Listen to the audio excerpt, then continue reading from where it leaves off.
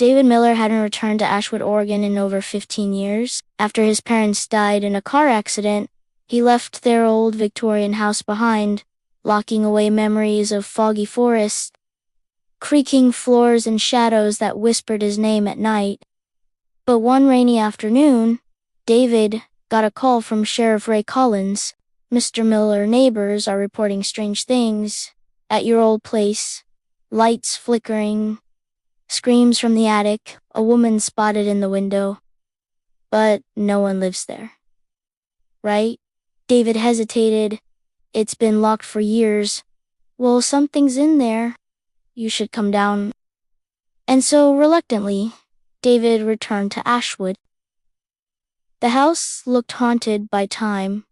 Peeling paint, ivy-covered walls, and silence that seemed to breathe. Inside, dust lay thick over the furniture, and the air was heavy with mold. And something else, something dead. That night, David tried to sleep on the couch.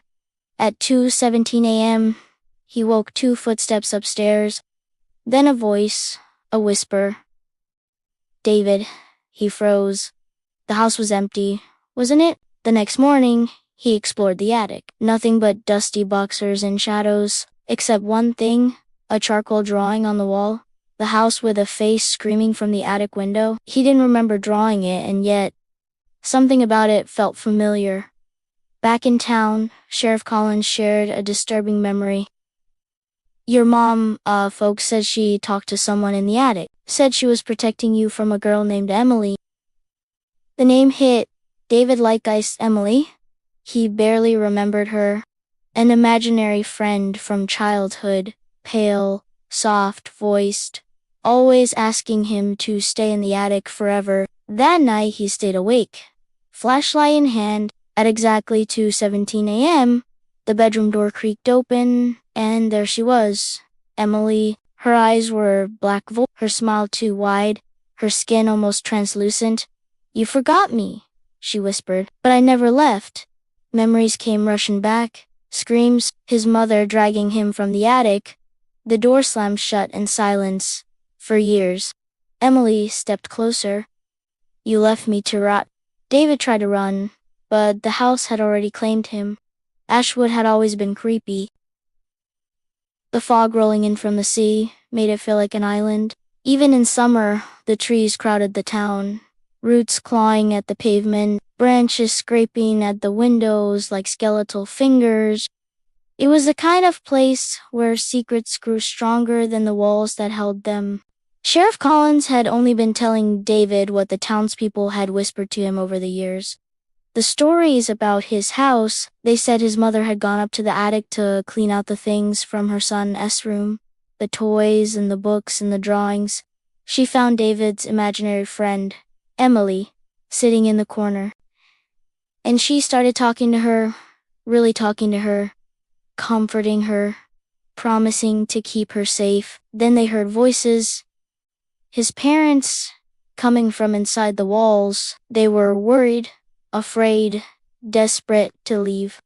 And then the silence, like the town itself, was holding its breath. When David left, they boarded up the house and waited for what? They didn't know.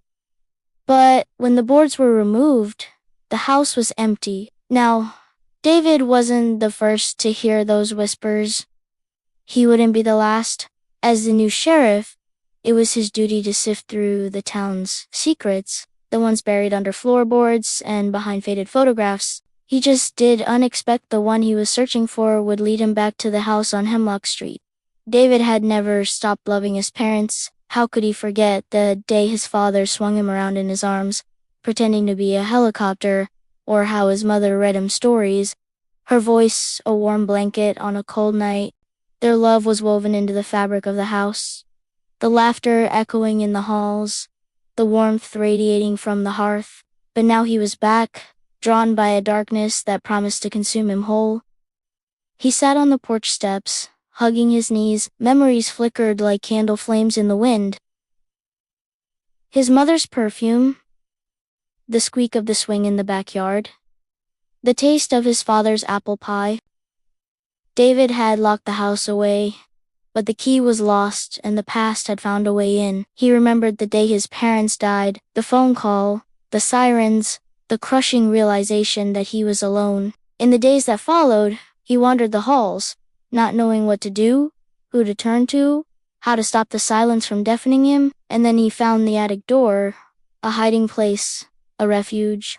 He spent his days playing among the dusty boxers, building forts out of old blankets, pretending that the shadows were his friends. One day, he drew a picture of the house and Emily added the finishing touch, a face screaming from the attic window. When David's parents died, he went to live with relatives. He moved from town to town, school to school, always keeping his distance from the living, burying himself in books, pouring his grief into his art.